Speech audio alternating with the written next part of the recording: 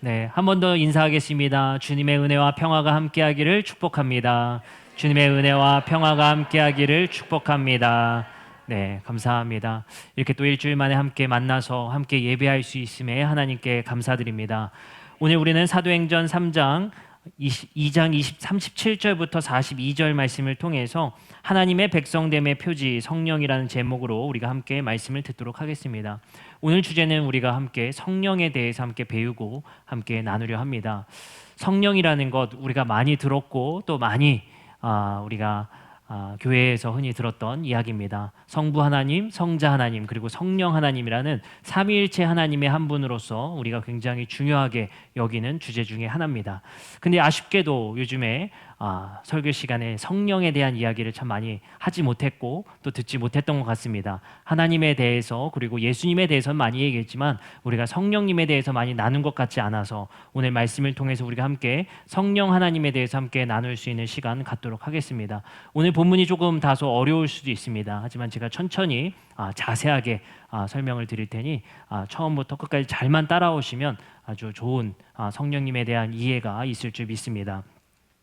유대교와 기독교의 중요한 쟁점이 있습니다. 그 중요한 쟁점은 무엇이냐? 누가 하나님의 진정한 백성인가에 대한 질문이 바로 유대교와 기독교의 중요한 질문이자 중요한 쟁점 사항 중에 하나입니다. 유대교는 이야기할 겁니다. 모세를 통해 시내산에서 이스라엘과 맺은 그 언약이 우리의 백성됨의 표지이며 우리가 하나님의 백성이다 라고 이야기할 것이고, 기독교인들은 그렇게 이야기할 겁니다. 아니다. 예수 그리스도의 죽으심으로 말미암아 하나님과 우리가 맺어진 그 계약이 바로 새 이스라엘을 만들었고 우리가 진정 하나님의 백성이다 라고 말할 것입니다. 아마 유대인들은 우리가 진정 이스라엘이며 우리가 하나님의 백성이라 말할 것이고, 기독교인들은 예수 그리스도의 피로 말미암아 하나님과 계약되어진 새 이스라엘이 교회이며 우리가 진정한 하나님의 백성이다 말할 것입니다. 다른 말로 표현하면 이렇게 말할 수도 있습니다. 누가 아브라함의 진정한 자손인가? 다시 말해서 아브라함의 자손들이 하나님과 계약되어진 이스라엘이 되었기 때문에 유대인들은 계속해서 고집하는 것이 있습니다. 우리가 진짜 아브라함의 자손이다. 혈통적으로 육적으로 우리가 아브라함의 자손이며 이삭의 후손이며 야곱의 후손이다 라고 말할 것입니다. 하지만 기독교인들은 말할 것입니다. 그렇지 않다. 예수 그리스도로 인해 누구나 아브라함의 자손이 될 수 있었으며 삭개오도 아브라함의 자손이 되었다. 우리도 아브라함의 자손이 되었으며 우리가 진정 아브라함의 자손이 되었다라고 말할 것입니다. 그러므로 인해서 유대교와 기독교는 또 이러한 이야기를 하게 될 것입니다. 그러면 아브라함의 자손이 받을 복은 누가 받을 것이냐? 육신으로 혈통으로 우리가 진정한 자손이기 때문에 하나님께서 창세기 12장 1절부터 3절까지 약속하신 그 약속은 우리 유대인들 이스라엘인 우리가 받을 것이다 라고 말할 것이며, 기독교인들은 말할 것입니다. 믿음으로 아브라함의 자손이 된 우리가 아브라함에게 주신 그 약속을 받게 될 것이다 라고 말할 것입니다. 이만큼 유대인과 기독교인은 닿을 수 없는 평행선을 달리는 그러한 쟁점과 질문을 가지고 있습니다. 그 가운데 중요한 한 가지 신약 성경에서의 쟁점은 무엇이냐라고 하면은 누가 하나님의 백성인가를 넘어서서, 그렇다면 누가 하나님의 백성됨의 표지를 가지고 있느냐, 다시 말해 누가 하나님의 백성됨의 그러면 증거를 내세워봐라 라고 이야기하는 것입니다. 유대인들은 내세우게 되었습니다. 우리는 세 가지를 가지고 있다. 첫 번째, 우리는 하나님이 주신 할례를 지키고 있으며 안식일을 지키고 있으며 하나님께서 말씀하신 부정한 음식을 먹고 있지 않다. 그러므로 우리는 하나님의 법대로 사는 진정한 하나님의 백성됨의 표지가 있다라고 말하게 됩니다.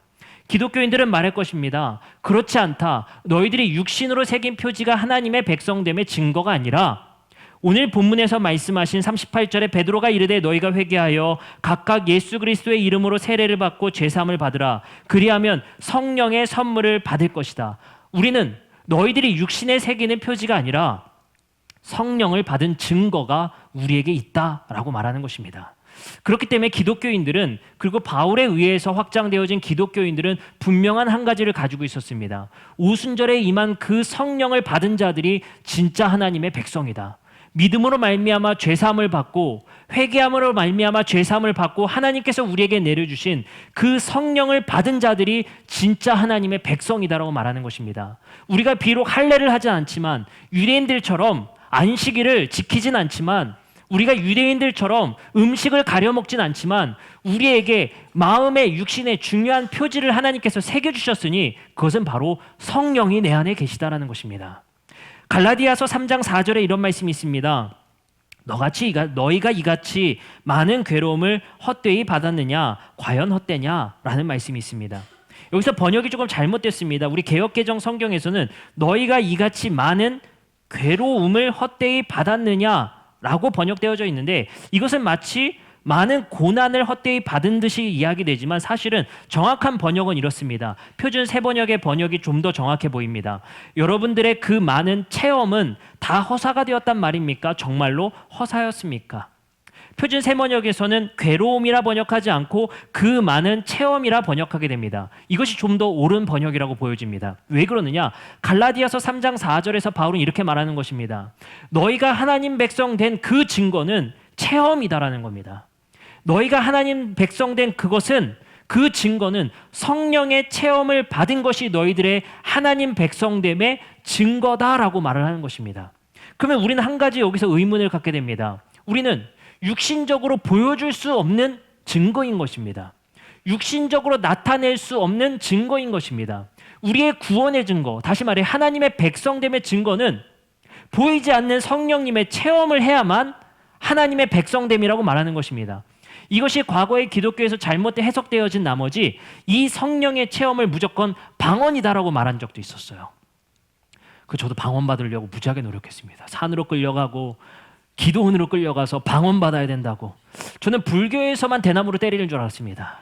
우리 기독교에서도 얼마나 그 방언에 대해서 이야기하는지. 그래서 제가 2박 3일 동안 학생부 수련회 때 한 기도원에 아직도 그 기도원인데 기도원에 가서 2박 3일 동안 갇혀가지고 그 설교 시간에는요 또 무릎을 무조건 꿇어야 됩니다. 예, 양반다리도 안 돼요. 의자입니까? 무조건 무릎 꿇고 그 설교도 막 3시간 4시간씩 해요. 그냥 가둬놓고 무조건 그냥 하는 겁니다.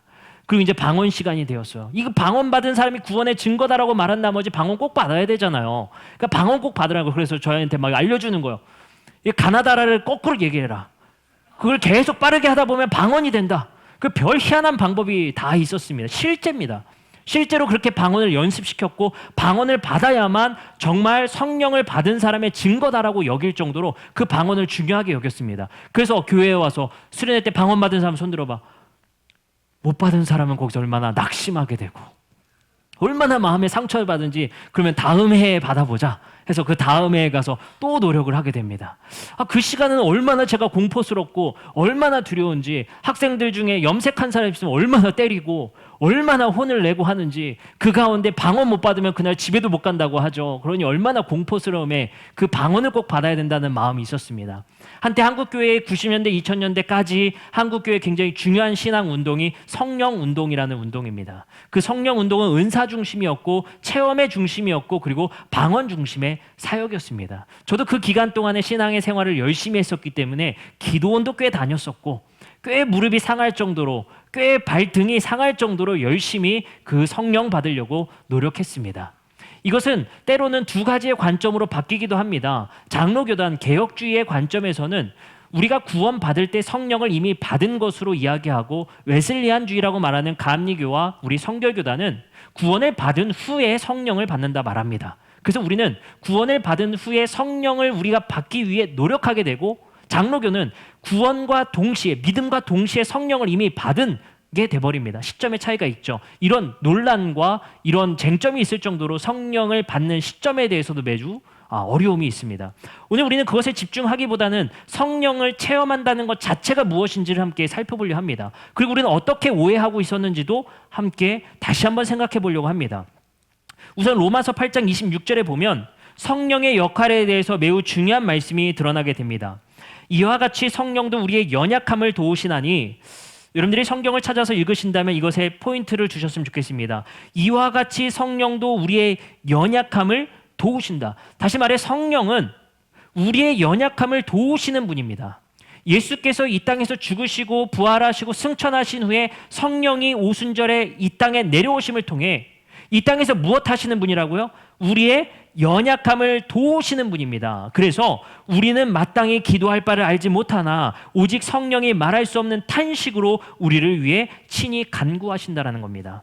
요한복음 14장 26절에서 성령을 이렇게 소개합니다. 보혜사 곧 아버지께서 내 이름으로 보내실 성령, 그가 너희에게 모든 것을 가르치고 내가 너에게 말한 모든 것을 생각나게 하시는 분이다. 다시 말해 이 땅에서 성령은 우리에게 생각나게 하시고 그리고 우리에게 기억하게 하시는 분임을 이야기하고 있습니다. 근데 그 표현이 보혜사라는 표현이 있습니다. 바로 도울 자라는 겁니다.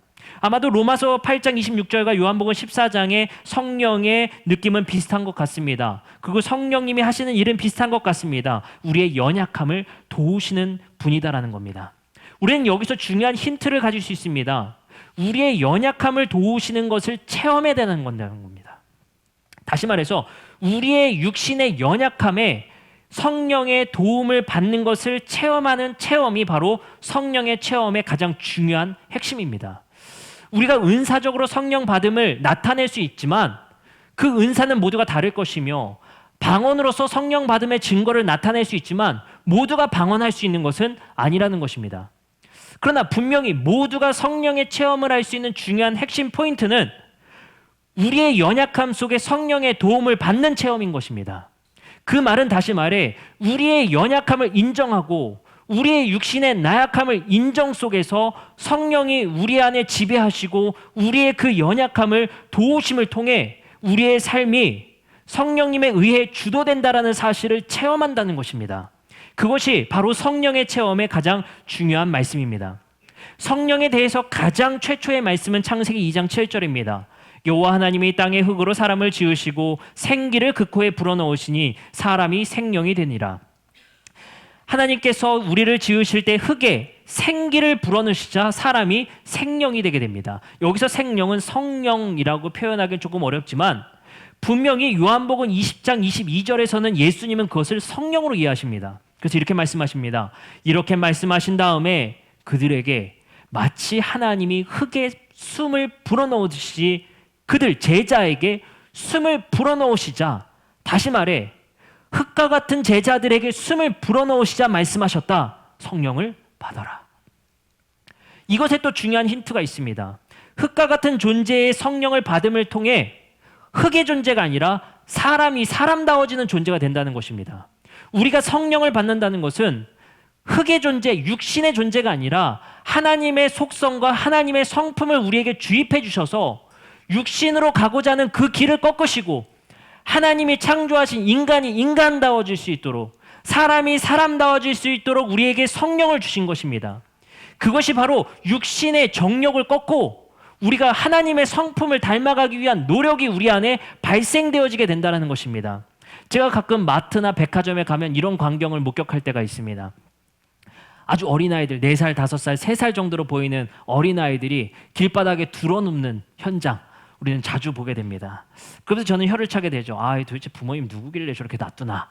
울고 떼를 쓰고 허우적거리면서 거기서 뭔가를 사달라는, 그래서 그 장난감 가게 쪽에 백화점이나 마트를 가면 그런 현장을 자주 목격하게 됩니다. 뭘 사달라는 엄청난 저항과 데모 정도 되겠죠. 거기서 그거 사달라는 거겠죠. 그래서 저는 거기서 한 가지 발견하게 됩니다. 2살, 3살, 4살 정도의 아이인데 자신의 욕망과 자신의 탐욕을 이루기 위해 거기서 길바닥에 누워서 항의하는 모습. 야, 그 나이에, 그 어린 나이에 그것 얻고 싶은 것 반드시 얻어야 된다는 그것을 관철시키기 위해. 그럼 부모는 어떻습니까? 저는 가게 가면서 맨날 생각합니다. 난 절대 사주지 말아야지. 야, 너 그래 여기 있어, 나 갈게. 꼭 이러지 않습니까? 너 여기 계속 살아라. 진짜 살게 놔둘 거예요? 가서 데리고 가고 거기서 이렇게 달래지 않습니까? 저도 그렇게 생각을 했거든요. 우리 아이들이 그렇게 들어눕고 때를 쓰면 야, 그래 니네 살아, 아빠 엄마 간다, 이렇게 말을 해야겠다, 이렇게 생각을 하고 있습니다. 근데 그거 쉽습니까? 우리 아이들이 정말 그 탐욕을 이루기 위해서 거기서 울고 한다라는 거. 근데 저는 거기서 아이들, 이런 표현 주면 아이들의 악랄함, 그 안에 생각이 뭐가 담겨 있을까요? 아이들이 거기 드러넣어서 하우적거릴 때 부모님이 창피해서 나에게 이것을 들어줄 거야. 많은 사람들 앞에서 내가 이렇게 드러넣어서 뻗쳐서 울면 창피한 나머지 알았어 빨리 일어나, 이게 될 거야 라는 분명한 계산하에 하고 있다. 제가 너무 아이들을 너무 폄하하는 것 같아서 또 좀 그런데 이런 계산하에 이 아이들이 이렇게 들어놓는 거 아닌가 생각해요. 그럼 거기서 고도의 치밀한 계산.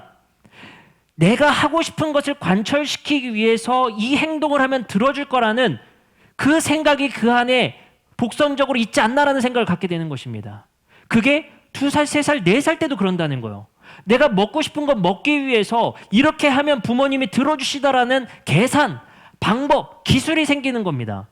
근데 그것이 우리가 성장하면서 그것이 점점 수그러드나요? 저는 그렇지 않다고 봐요. 더 큰 욕망이 우리를 지배할 것이며 그것을 하기 위해서 사람도 죽이는 세상이 바로 지금의 세상입니다. 단지 땅에 드러넣어서 우는 거는 순수한 거죠. 내 욕망과 내 탐욕을 이루기 위해서 내 정욕의 육신의 뜻을 이루기 위해서 사람 한 명 죽이는 것쯤은 아무것도 아니라는 생각이 지금 세상의 사람들 아닙니까? 우리의 마음 아닙니까? 비록 우리는 칼을 들진 않았지만 마음으로나 생각으로나 그런 생각하는 것 얼마나 많습니까? 내 욕심을 차지하기 위해서, 내 욕망을 이루기 위해서, 내 꿈을 이루기 위해서라면 그 무엇도 할 수 있어라는 방법에 제한되지 않은 그 방법들이 우리 안에 내포되어 있지 않습니까? 수많은 계산들이 우리 안에 있지 않습니까? 놀랍게도 성령의 체험을 받지 못한 사람들, 다시 말해 성령을 따라 사는 사람들이 아니라 육신에 따라 사는 사람들의 특징을 갈라디아서 5장 16절에서 17절까지 이렇게 말씀하십니다. 내가 이르노니 너희는 성령을 따라 행하라. 그리하면 육체의 욕심을 이루지 아니하리라. 내가 또 말합니다. 여러분은 성령께서 인도하여 주시는 대로 살아가십시오. 그러면 육체의 욕망을 채우려 하지 않을 것입니다. 육체의 소욕은 성령을 거스르고 성령은 육체를 거스르나니 이 둘이 서로 대적함으로 너희가 원하는 것을 하지 못하게 하려 함이니라. 여기서 말씀이 분명히 있습니다. 육체의 소욕은 성령을 거스르고 성령은 육체를 거스르고 있다. 우리가 예수를 믿음으로 우리 안에 성령을 부어주시는 것은 하나님의 형상대로 창조하신 사람들이 본래의 형상의 삶으로 살아가게 하는 것, 그것이 성령이 우리를 인도하신 길이라는 겁니다. 그러나 그 성령을 거스르고 육체의 소욕은 자꾸만 성령을 거스르는 것을 우리의 마음에 두들긴다는 것입니다. 저는 가끔씩 제 자신에 너무나도 큰 회의감을 갖습니다. 별것도 아닌 것에 다투는 저의 모습을 보면서 제 자신의 육신이 얼마나 나약한지를 깨닫게 됩니다. 마트에서 장을 보고 집에 가는 길에 차가 어디 있느냐, 왼쪽으로 갈 건지 오른쪽으로 갈 건지 누가 길치인지 가지고 왜 싸웁니까? 차가 A동에 있는지 B동에 있는지 그것 가지고 누가 정확하냐고 도대체 왜 싸우고 있는 겁니까? 우리가 차를 몰고 가다가 조금만 늦게 앞차가 출발하면 왜 내 안에 분이 올라오는지 모르겠습니다. 저만 그런가요 지금? 왜 앞차가 조금만 늦게 출발해도 저거 뭐 하는 거야? 라는 생각이 내 안에서 왜 솟구쳐 오르는지, 더 나쁜 것은 여자 아니야? 라는 생각이 내 안에 든다면 더 나쁜 생각 아니겠습니까? 그것이 내 안에, 그것이 분처럼 왜 그것이 내 안에 있는지, 나 분명히 하나님 믿는 사람인데, 나 분명히 예수 믿는 사람인데 내 안에 육체의 소욕이 왜 이렇게 나의 안에 내 마음을 두들기고 흔드는지. 요즘에 저는 그렇습니다. 우리 아이들이 제발 새벽에 깨지 않기를. 아이들이 깨니까 이게 마음에 막 아이들이 조금만 찡얼거리면 제가 마음속에 생각하면 주님 제발 이게 잠깐이기를, 일어나지 않기를 바랍니다. 그러면서 마음속에 막 생각하죠. 그러면서도 우리가 생각합니다. 도대체 무엇이 내 마음에 그렇게 충동질을 하고 내 마음을 그렇게 두들기고 있는지 모르겠습니다. 자, 그러면서 생각을 합니다.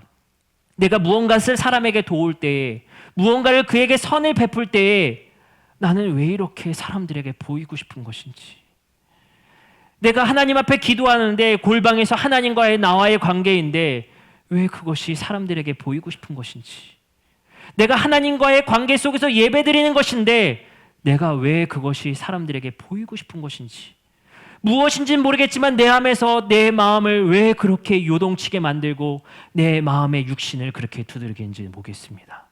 그럴 때마다 저는 생각합니다. 정말 사람다워지고 싶다. 하나님이 창조하신 그 사람 되어지고 싶다라는 것이 우리의 마음이고 저의 생각입니다. 나의 마음과 나의 생각 속에서는 그렇게 기도하고 싶습니다. 내 육신의 원과 내 육신의 탐욕이 아닌 그의 나라와 그의 의, 당신의 나라가 이 땅에 임하기를, 그 기도를 하고 싶지만 내 욕망을 관철시키는 기도가 아니라 당신의 소원과 당신의 원을 이 땅에 이루기 위한 기도를 나도 하고 싶지만 왜 그렇게 나의 뜻을 이루고 싶은 기도가 내 안에서 나오는지 모르겠습니다.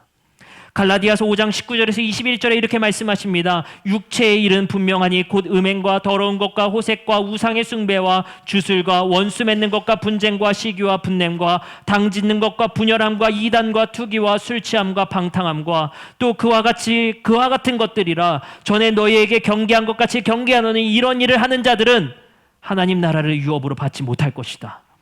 바로 성령께서 너희들의 삶을 육신의 길이 아니라 성령의 길로 가는 것에 따르지 않고 여전히 그 마음의 육신의 길로 따라가는 자들은 하나님 나라의 유업을 받지 못할 것이다. 다시 말해, 너희가 아무리 할례했어도, 너희가 아무리 안식일을 지켰어도, 너희가 아무리 종교적으로 하나님을 믿는다 하여도 너희는 진정 하나님 나라의 백성 아니며, 너희는 진정 아브라함의 자손이 아니며, 너희들은 그 아브라함의 자손의 유업을 받지 못할 것이다. 우리는 예수 그리스도를 믿음으로 우리 안에 성령을 주셨고, 그 성령이 원하는 길 때문에 우리 마음의 안에 갈등이 생겼고, 그 갈등을 우리는 억누르고 성령을 회방하고 육신의 길로 따라 여전히 걸어간다면 예수님께서 유대인 바리새인들에게 외식한 자들아 화 있을 것이다 라고 말씀하셨듯이, 우리가 종교적으로 아무리 기독교라 외치고 하나님을 믿는 자들이라 말할지라도, 할례했다 말할지라도, 안식일을 지킨다 말할지라도, 음식을 가려 먹는다 말할지라도 우리 안에 육신이 나를 지배하고 있다면 하나님 나라를 유업으로 받지 못할 거라 우리에게 경고하십니다. 갈라디아서 5장 22절에서 24절에 이렇게 말씀하십니다. 오직 성령의 열매는 사랑과 희락과 화평과 오래 참음과 자비와 양성과 충성과 온유와 절제니 이 같은 것을 금지할 법이 없느니라. 그리스도 예수의 사람들은 육체와 함께 그 정욕과 탐심을 십자가에 못 박았느니라. 여러분들, 우리가 살아가던 습관과 나도 모르게 내 안에서 요동치는 그 마음의 탐욕과 탐심, 분냄과 화냄과 당짓는 것과 분열과 투기와 탐욕을 십자가에 못 박으시기 바랍니다. 우리가 예수 믿었다는 증거와 하나님의 백성 되었다는 증거는 성령을 받은 것이며, 그 성령의 체험으로 인해 내 마음에 깊은 고민이 생기게 된 것입니다. 그 고민이 있는 자가 바로 하나님 나라의 백성의 표지를 가지고 있는 자입니다. 육신의 욕망이 내 마음을 두들길 때에, 때로는 우리가 그 육신의 욕망에 꺾여 질 때도 있겠지만, 그 안에 성령의 이끄심에 따라 살기 위해 몸부림치는 우리의 모습, 그것이 필요할 때가 아닐까 생각됩니다. 결론을 맺겠습니다. 하나님의 백성의 표지는 믿음으로 받은 성령입니다. 정확히 말하면 성령의 체험입니다.